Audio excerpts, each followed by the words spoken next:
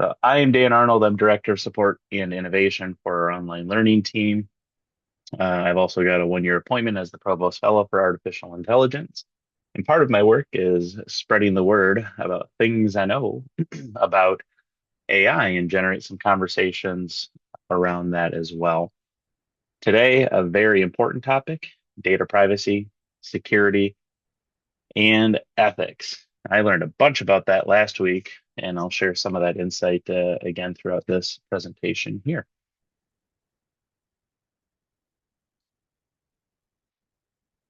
So we're going to learn a little bit more about what happens to your data in AI, what happens to that information that you share, ways that you can protect yourself and especially university data, whether it's faculty, staff, or student, uh, things that you can do or considerations that you may want to make moving forward with your AI use, as well as a discussion on ethics, which is a fairly broad topic, and we'll dig a little bit more into that too. So it's going to be informal. If you have questions along the way, feel free to ask questions, and I will try to guide us along through this presentation starting now.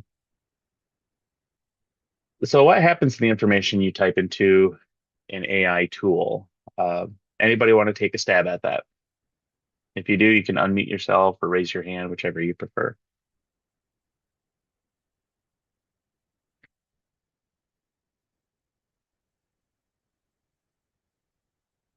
That's a pretty common response to that question. We don't always really know, and we're not always reading through those end user licensing agreements when we sign up for an account, and that it can even be through our OU Gmail account. What happens to that information is still unregulated. Oftentimes, there are ways that you can turn off the ability to send information for training, but we still don't always know what is happening or what they're doing with that information, which can open us up to privacy and security risks as well. So we often hear about the data. Public AI models, like for using ChatGPT, Gemini, Claude, Perplexity, they learn. Those models learn from user inputs. On my paid version of ChatGPT, I've got the training turned off, so it's not being sent out for training purposes. That does not mean that they're not storing the data. But anything that you type in the system could potentially be used to train that data, regardless if it's good information or bad information. So those prompts can start to become training data, and how the vendors, how the providers are using those data is still pretty unclear. There are data retention laws or regulations that we don't know exactly how long they're storing all of those data, and it's still pretty unclear how long, if it disappears, what's happening with that information. Sorry, I just had somebody email me directly and asking for the link to sign up for this. I'm going to send it to them quickly so that they're on there. Okay, I'll figure that out in a minute. Part of the concern I hear is that your data could appear in others' outputs. And though I don't hear it happening on large scale or rampantly, or I hear a lot of feedback on that, it's still, that potential still exists. So you can see how this can quickly become problematic in that by just entering a question in to something like ChatGPT, as opposed to Google. Google is not using my Google search to train the Google search system. However, ChatGPT could be using anything I put in the system to try and train their models. We don't know how long that information will be stored, how they're going to use that information. And though fairly unlikely, it is possible that those data could appear in somebody else's outputs, depending on what they've asked. It's similar to how we've often taught just good internet citizenship, right? We don't want to put anything that's personal data. That can include your social security numbers, your birth date, your address, anything that can be tied back or identified directly to you. If it's not out there publicly and you don't want it out there publicly, then same rules apply for any kind of large language model or AI system. Don't just put that information out there because, again, it's still very unclear what they'll be doing with that. Where it starts to get even more interesting is protecting our institutional data. So if you're using something like ChatGPT or something like Gemini, we have to be mindful of the types of institutional data and information that we're putting out there. And that can include student assignments. Now, OU does have copy leaks that can do AI content detection, but I have heard stories of uh, people taking a student's assignment, putting it in AI and asking, hey, is this AI or where did this come from? And I can understand why somebody would be motivated to do that. However, I consider that assignment, that submission, that student's intellectual property.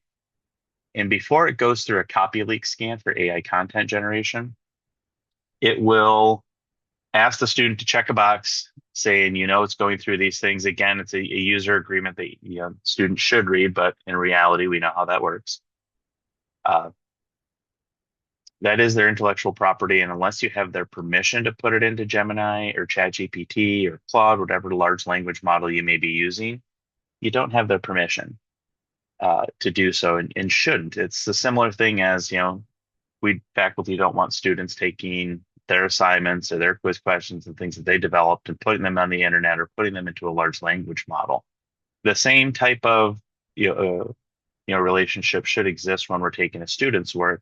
Just because they submitted it for one of our assignments does not give us permission to put it into a large language model to get feedback, to check for authenticity, for really any other reason. That is their intellectual property just as much as your assignments and quizzes are yours. When we start getting into research, oftentimes to get research pushed through IRB, we have to go through and say how data is going to be protected and provided. I'm sure that they have their own rules and things that they're looking at for how large language models will be used. But it's going to be tricky to use a non-OU approved tool for research purposes, especially if there's protected data in there as well, or any internal files. If there's any kind of forms a student has submitted that might have personally identifiable information, we need to be careful using systems that are not OU approved for any of this type of work because we have to protect that institutional data. And the same policies still pertain, regardless if it's an OU approved tool or not, is that we have to abide by FERPA regulations. We have to abide by HIPAA regulations. And not all of the tools and AI tools out there on the market are going to be doing that. Some of them do, like OU's version of Gemini. It is the free version, so it's not the unlimited kind of try and blow it out of the water type model. With that free version, you're going to run into limits with research. There are more protections there for FERPA, protected data. UTS does have data classifications out on their website that you can check on as well to see what types of data should or should not go into these various systems. But if you're ever unsure, it's best to just ask and find out rather than learn the hard way that maybe you expose personally identifiable information or protected or classified data into a large language model like ChatGPT or Gemini. Any questions up to this point or anything that we'd like to discuss a little further? I have a question. Mhm. Actually, when I'm working with a Copilot a lot, and I noticed that it's more than just writing prompts. Mhm. Actually, it's even image processing my other pages. You may not Mhm. believe that, but I was like, let's say I was like preparing a quiz on a text file to upload on a Moodle. And I was asking it to generate a quiz for me, and it was giving me a specific format. And then in a other at the same in a same monitor, I was changing its format on a specific form. And then next time when I was asking, it was changing the format exactly to the same thing that I changed. So I mean, it was editing on its own. This happened to me first time, and I thought it's not a really serious thing.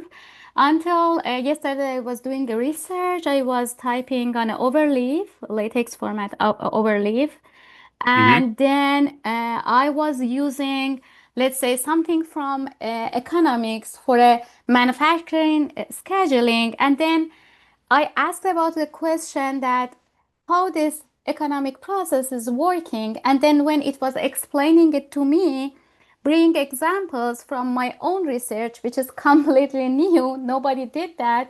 And there is no way to know that unless it is seeing my other page that I have open overleaf page over there and it's reading that for me. I mean, it's reading and then bringing example from my own work. So I really surprised how this is happening. And as I said, there was no way to know to relate those two topics to each other because I'm doing that for the first time unless you already read my paper, which is not published yet. Mhm. Yeah, So, I'm yeah, sorry, go ahead.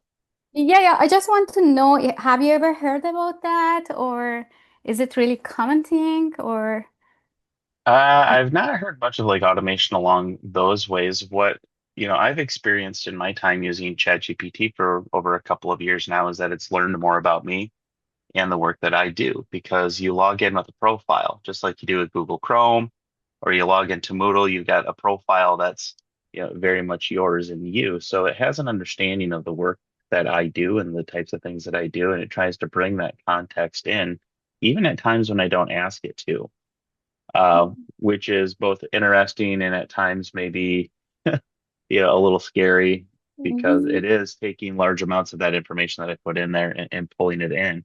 For anything that's like reading on your web page, that's kind of like Google Lens or the homework help button that came out a while back and then disappeared. It's using computer vision to see what's mhm, on your screen and trying to identify that information. It's similar to uploading an image to a large language model. It's going to use computer vision to try and read the data mhm. that's in that picture.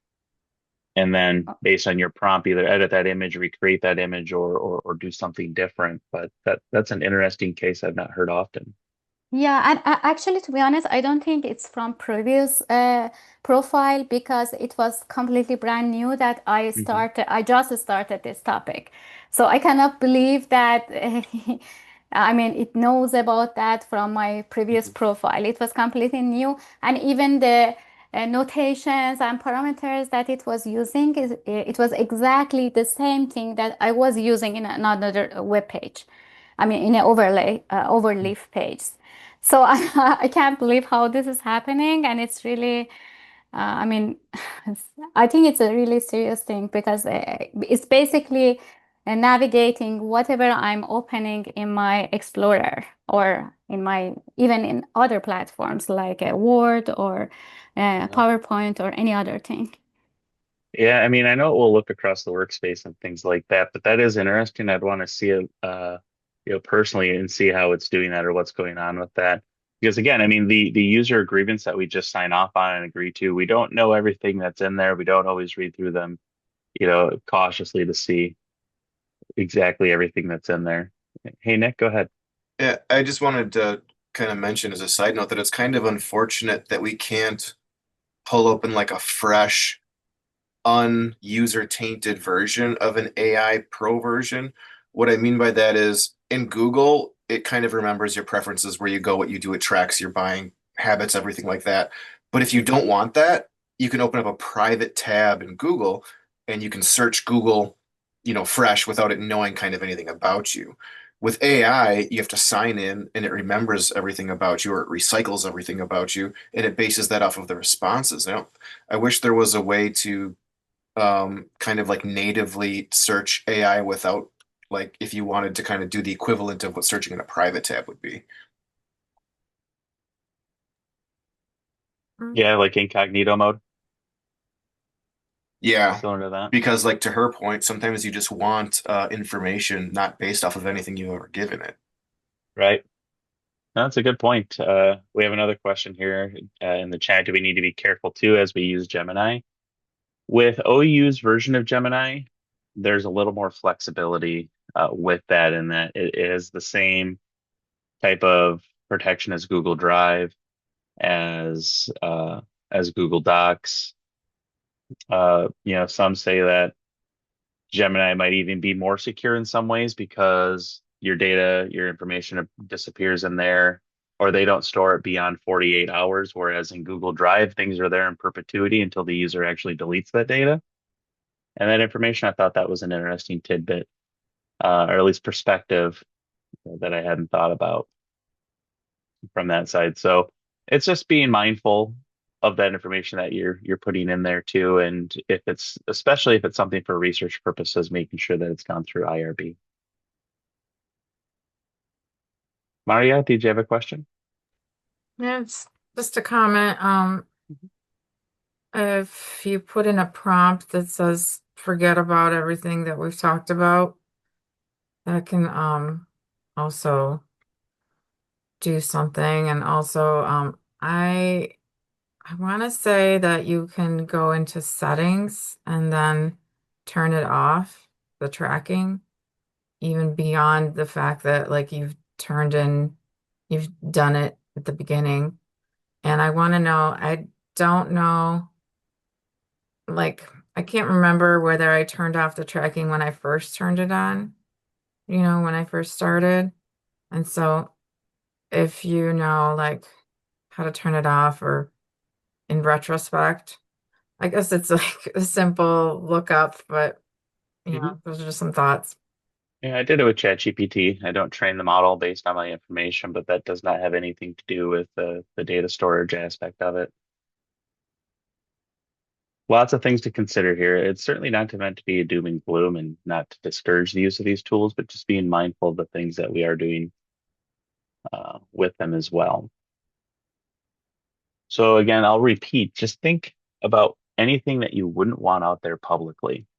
Just assume everything is visible. Treat an AI tool like a public space. Everybody can see what's in there. Just treat it that way. If you wouldn't post it online, don't type it in. These are things that we've been talking about etiquette wise for a number of years. So just think of it as a big public space, unless you've got protections like OU's version of Gemini. Again, it's the free version, so it's not the best, but it's a starting point for many people to start dabbling with these tools in a little bit more of a secure environment as well. So again, if you wouldn't post it online or you wouldn't give it away in public, just be mindful. That's probably not the type of information that you'd want to put into AI. Now, if you're a faculty member, again, you're probably not handing out your quiz questions online or out in public either.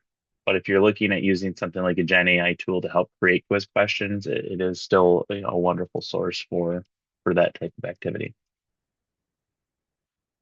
So if we're looking for data protection, we do this in our research studies in our PhD program, Nico. We used to de-identify those data, or if you're curious about something, use some example data, sample data that isn't actual live living in there. Take the names, any IDs, any personal information whatsoever.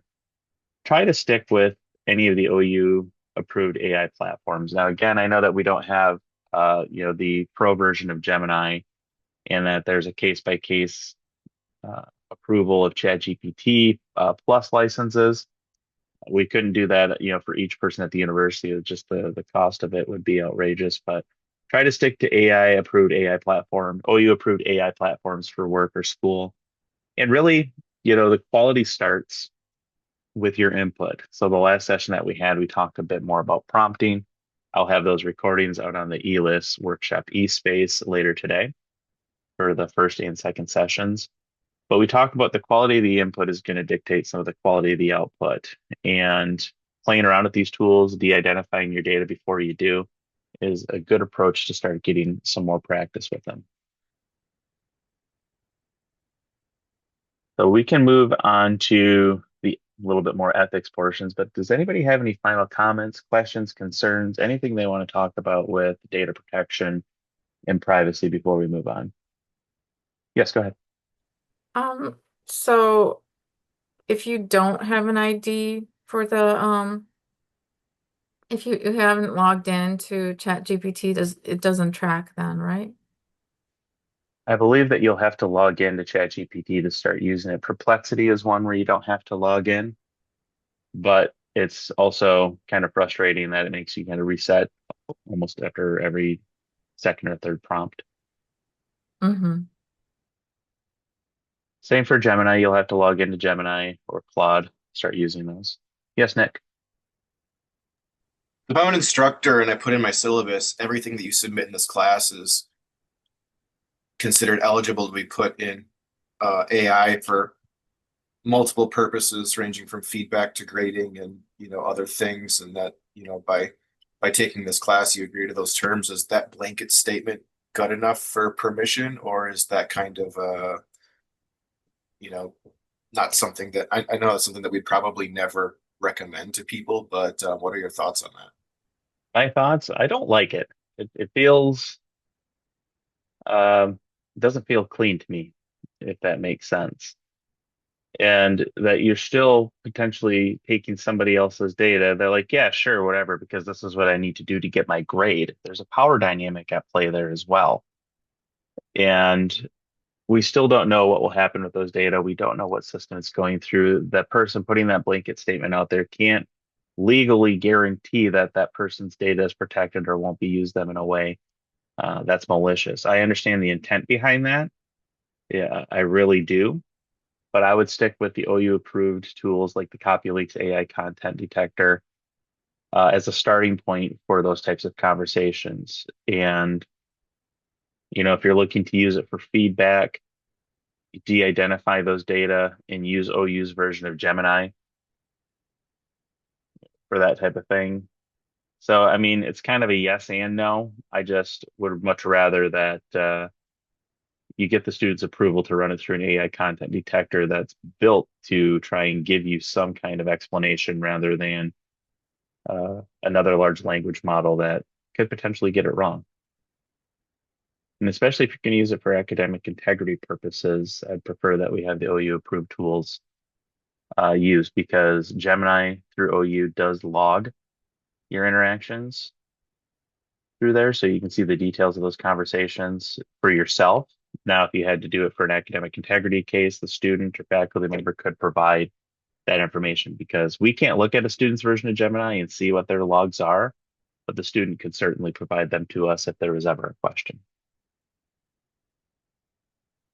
Interesting question.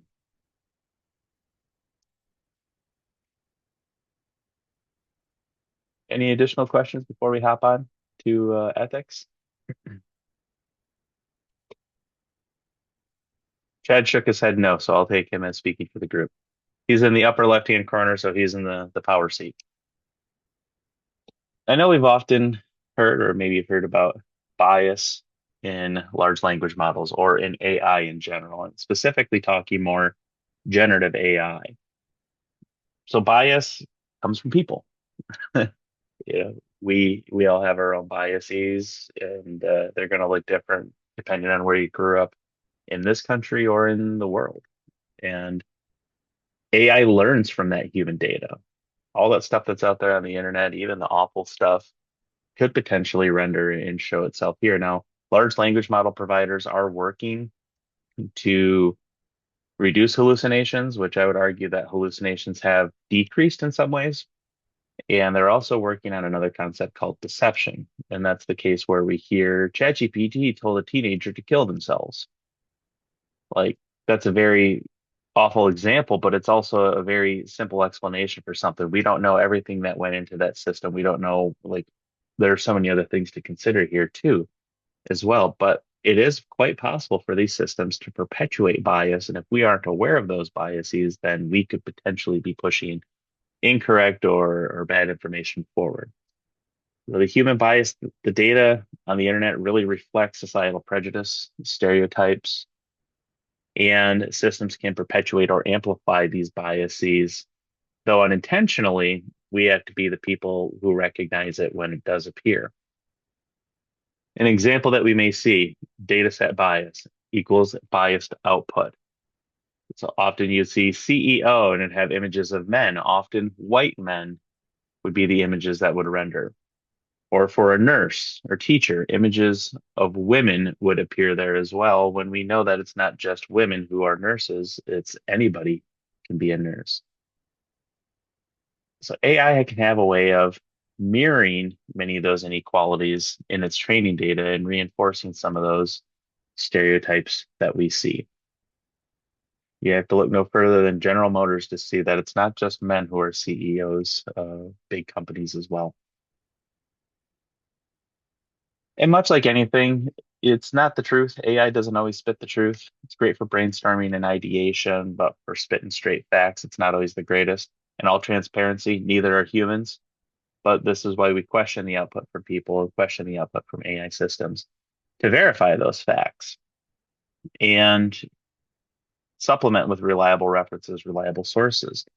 In using this as a tool or a collaborator rather than as a definitive authority, that's great information to share among your peers and with your students as well, because AI can create content in a very authoritative tone where it's just easy to be like, yep, that's the stuff right there. That's what I want. When in fact, it could be completely out of line. So I had an interesting example working with like data management, computer science professors, and just running through a prompt, and they're like, "That's wrong. That's wrong. That's wrong. That's incorrect. That's only partially correct."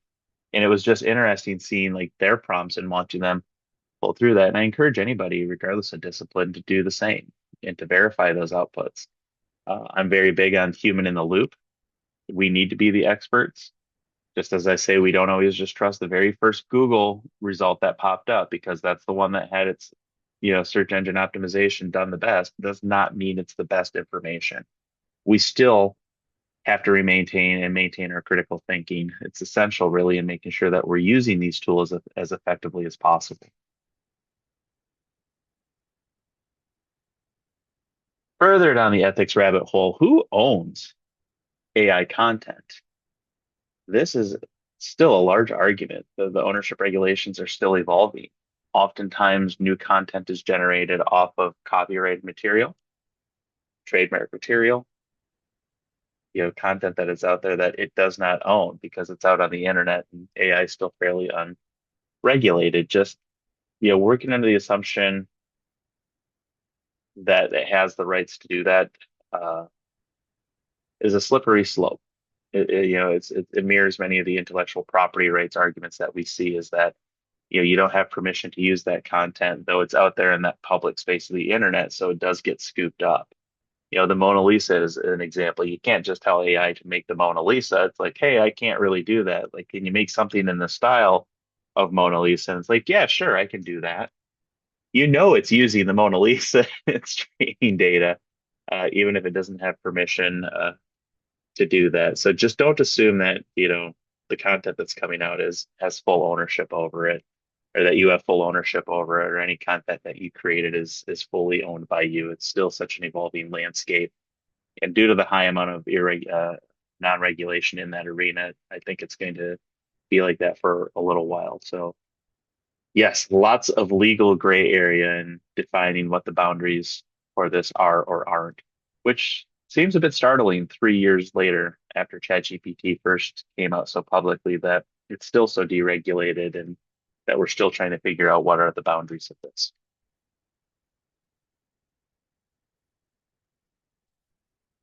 Kind of along these same lines here, many AI models, including ChatGPT, Gemini, DeepSeek, all of them, they could be trained on those unlicensed work. So the ethical awareness, that think before you type, protects everyone.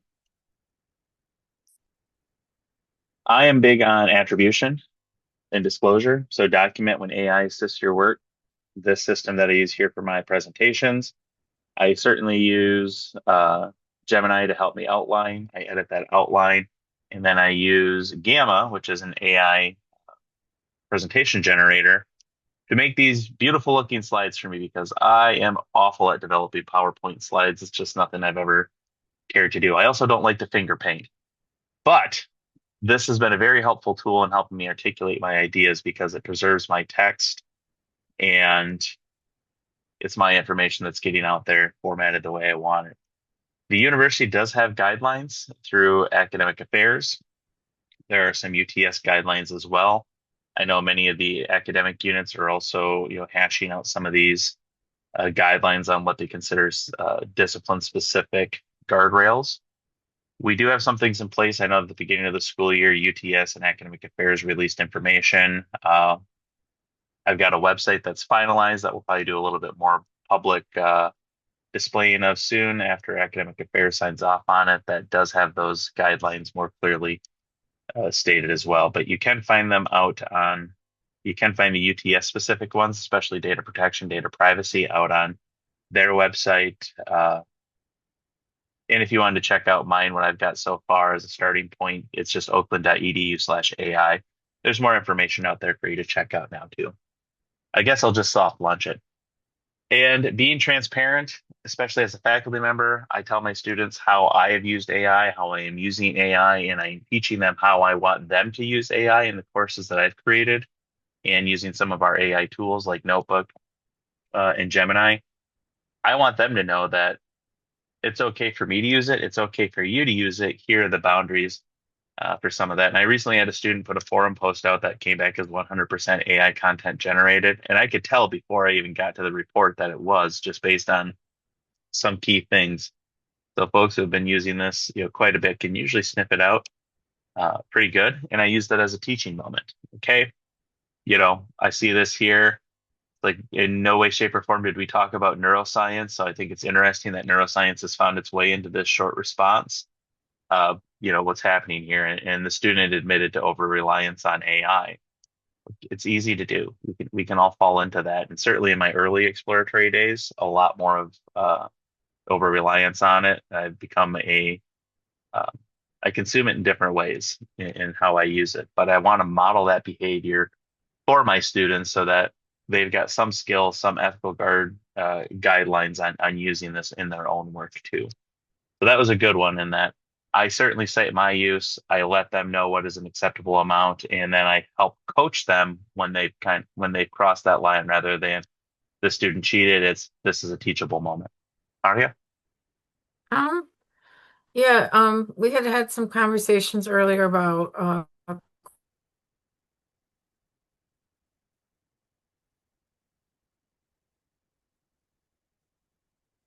She's frozen for me. Yep, she froze up.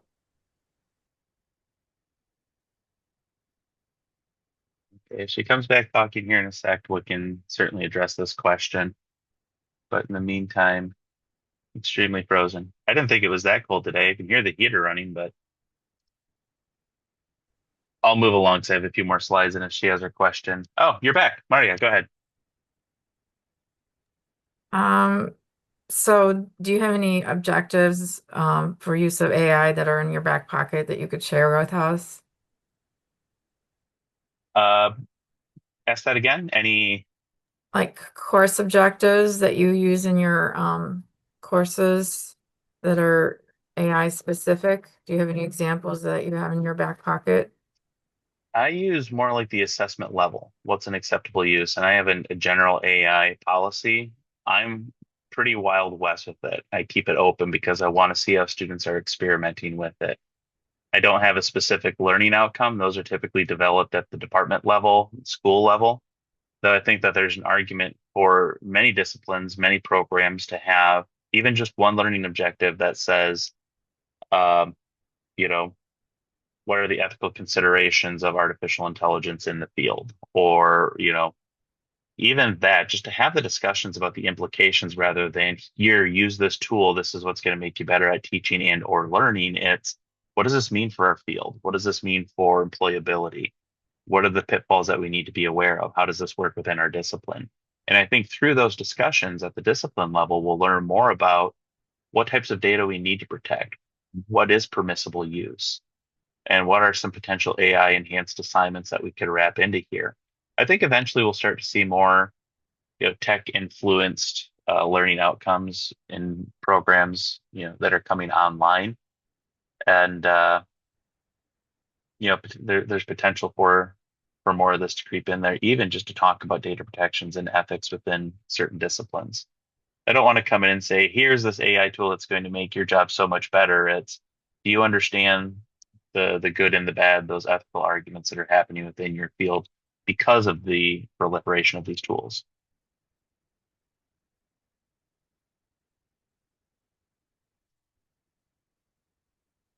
Your work, your responsibility. Here's how I like to use it. I use AI to assist my process, not to complete my process. There's still a good amount of editing, and yeah, I'm weird and I like to do that kind of work. but it does help me with those heavier lifts and getting projects up and off the ground and for brainstorming. But ultimately, you're accountable for those results. So if I'm going to put anything out on a website, if I'm going to put anything into an assignment, if I'm going to present information, I have to understand that I am accountable for that and that, others should hold me accountable for that because that's how, by building in that kind of loop, that's how we reduce that over reliance is that, oh no, I own this work. I'm accountable to ask questions about it. I certainly don't want to hand off a report to the provost that is AI generated where I didn't review the results. And now if I get questions about that and I don't know, I think I would feel pretty foolish in that type of situation. But I know oftentimes I feel people have felt various levels of shame about admitting that they've used an AI tool. I'm pretty shameless anyways, but I don't have shame in using the tools that are available to me. Um, However, I think I'd feel a great deal of it if I submitted something, did not know what I was submitting, did not believe what I was submitting, and then was questioned or called out for that privately or publicly. And, you know, that just speaks to that final point, accuracy, integrity. Those always remain human responsibilities, and we will hold each other accountable for those things too. So we'll have more time to talk here and go through things that maybe you've seen. But again, uh, treating those tools as public spaces and being mindful of the information that you're just putting out there. Think critically, understand where bias may be appearing in your answers, potentially in your inputs as well, and verify those outputs to reduce instances of bias and set your sources, maintain your integrity. Everybody's got their own true north when it comes to integrity. Sometimes I think I hold myself too high of a standard and I need to chill out, but I live by that.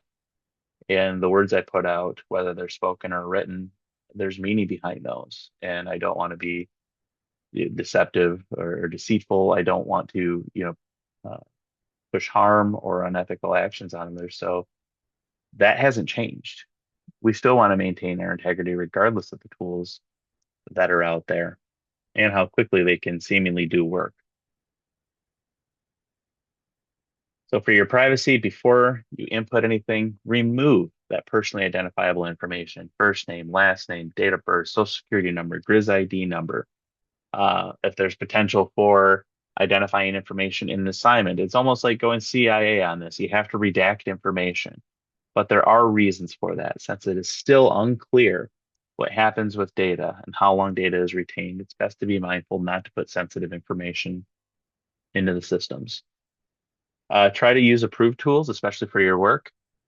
If you have personal things going on and you want to use something that's a non-OU tool, by all means. I am trying to use our version of Gemini for anything that's work related because I want that work protected. I want those data in there and it can be quickly called upon if I need to verify anything. But then verify anything, any of the outputs that are there. Cite when you use AI, take responsibility for those outputs and anything that you do put out there because most people won't know if it's AI, but you still, for your own integrity, have to verify those results and potentially take responsibility for anything you do put out there. Ethically, question what AI is putting out there.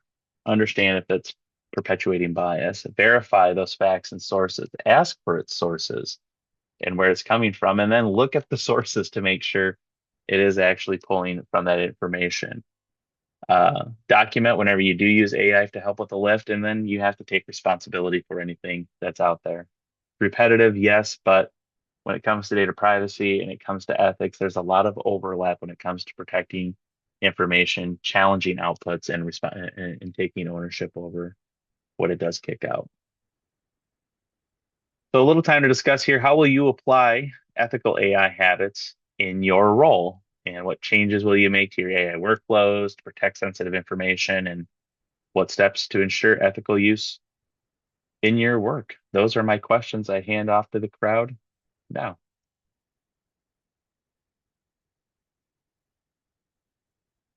Nick, please. Um, Even though I've been using AI for over a year now, I still consider myself a novice user. So knowing that, I believe that the longer I use AI, the more I'll be conscious of sensitive information, considering use cases that I've done in the past and future use cases that I've seen. I feel like I'll have more skill the more I use it. But the fact that, you presented this, I think brings me a step forward in my experience. Now that I'm comfortable with listening to this conversation and knowing kind of how it applies to what I've done in the past, I feel like I can like maybe I've made a jump from novice to intermediate because now I'm thinking about these bigger ideas and not just using it to figure out, okay, what the heck is this and how can I use it? Now I'm thinking about the ramifications. So I think just by attending this workshop, I've just become more aware of the ripple effect of my usage. I'm not just a discoverer anymore. I'm now kind of like a data detective in terms of being suspicious of things, and I'm Mhm. able to discriminate a little bit better, not just my outputs, but discriminate maybe what technology I'm using based on the use case as well. So I think that just being more aware of this is going to help me in my future use. And it has brought some things to light in my work with faculty, since a lot of faculty come to me for advice, and sometimes I don't know what to tell them. So Mhm. it's good to kind of bring up these issues with them as well. Yeah, it's okay to not know what to tell them. I mean, we're all right where we're at in our own individual learning journeys, right? It's why there's different grades for each student at the end of the semester. We've all learned, things a little bit differently. And I would agree with you. When I started having these kinds of thoughts and considerations, it's changed how I've used tools, what I've used different tools for. It's what really pushed me towards using OU's version of Gemini more for my work purposes. Though I've got ChatGPT Plus, and that is a university paid tool, it doesn't have the data protections in place there. So if there's any data leakage that I've caused by using ChatGPT, though the university is paying for that license, they're not playing by what OU legal and UTS cybersecurity has in place for our data protection insurance. And it's millions of dollars anytime there's a data breach, right? We've all got the Equifax letters saying there's been a data breach, so on and so forth. There's tremendous potential for that just innocently using ChatGPT for our work or for our research or for any type of data. And though it's more an extreme example, it's still a very real one. Last week at EDUCAUSE, one of the more interesting ways I saw that people can attack, shadow AI, is by downloading a large language model locally to their machine. They don't even need to be on the internet, but they could still access your network and start to distribute, you know, bad code or poison code. And as soon as that's loose, it's on the loose. There are tremendous developments in cybersecurity. And unfortunately, in cybersecurity, oftentimes it's a reactive environment than proactive. And our team has to walk a delicate balance with the few people they have to serve the many and protect, all as much as possible. But I saw some interesting cybersecurity systems out there that track a lot of AI type of stuff. It can shut individual users down when they start to see those things happen.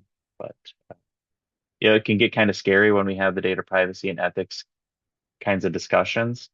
But really applying some of the same concepts that we use for just using the internet still apply to those tools here.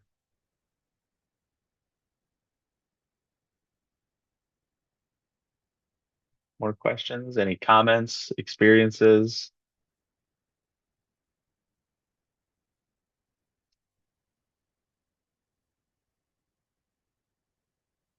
When I first started using tools, I was using ChatGPT to help me come up with forum responses for students. And I was using their posts, and I don't do that anymore. I just don't. I mean, it's a little too effusive with praise at times, also, but I wasn't learning anything either. I was learning that it's very easy to grade forums quickly, but I wasn't learning about that student and their experiences and kind of what makes them them within the context of this class. That's certainly something that I have changed. Again, using Gemini for more work related stuff, that if there were ever a question about something I developed, I've got access to the entire uh, string of text and information that's out there that I can use to verify and and protect myself. It's a reason I've suggested faculty and students use that free version of Gemini. Yes, you're going to run into limits, but there are certain protections in there should there be any kind of question about academic integrity in either direction. I have a question, two questions actually. First one is that I'm not sure which platforms are available to OU staff. I heard about some of them, but I want to get a complete list. And the second question is that if we post something, let's say one of my students is submitting a report or like a paper, is there any, if I upload, sometimes I'm afraid to, there's some tools available online that can check AI content, AI generated content. Uh, I'm using AI for getting some sentences or corrections and those ones, so on and so forth. But I'm afraid sometimes to submit those reports to be detected as AI content. And at the same time, I'm afraid to check this AI content similarity or some or any detection because if I upload it somewhere, it will be stored as a training data.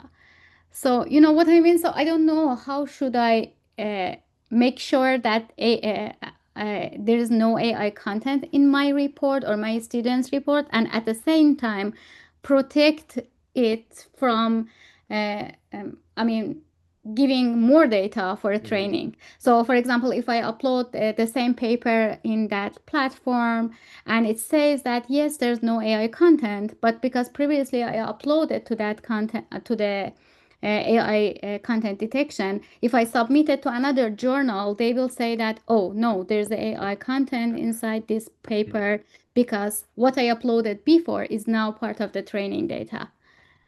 So what I'll say is that for copy leaks, our AI content detection tool, it's not loading it into any large language models. It's Mhm.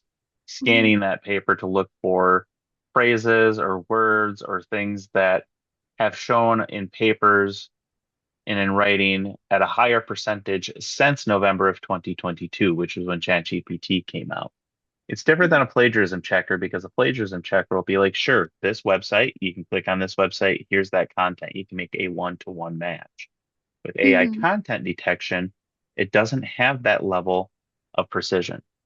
It's saying these types of phrases or this type of sentence or word did not show up much prior to November of 2022 in all the papers they have in their database. Again, not papers that have been sent out to a large language model and stored, but things that they have on their database that the likelihood of this being AI generated is higher because we've seen more of this phrase since that point in time. So it's an interesting conversation point, but I can't say with any confidence that it actually proves anything.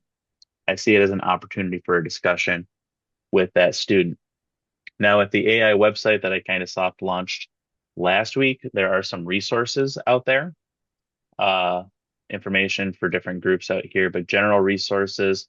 If you click on there, here are some Gen AI tools for learning and innovation. We have Gemini listed, Google Notebook LM, Copilot Chat, Adobe. Those are all out there. Those are a few of our university approved tools currently that we have, along with information on how to access them. We do have a small blip here on ethical AI that's going to be built out more. I just had to get something posted here. And then there's definitions, especially important when we look at the different types of data out there, confidential data, data classifications. Mhm. And we do have some information out here on different training and resources. On the faculty page, the guidelines I had spoken about earlier, UTS has policies and guidelines for things that they're doing with links to different policies. We'll expand on this. And then, of course, the academic affairs guidelines that went out at the beginning of the year. Don't look at research yet. That's coming soon. But we certainly have some information out there now. Again, with this being a soft launch, we haven't done much promoing of it, but that website is active and live uh, currently. Okay, so it's just checking basically those phrases. It's not like checking the idea or checking the, other plagiarism issues. Yeah, it's not looking at the ideas. It's looking for sentence structure, words, phrases, things that have been used more since the onset of Gen AI tools. Mhm. Okay, thank you. You're welcome.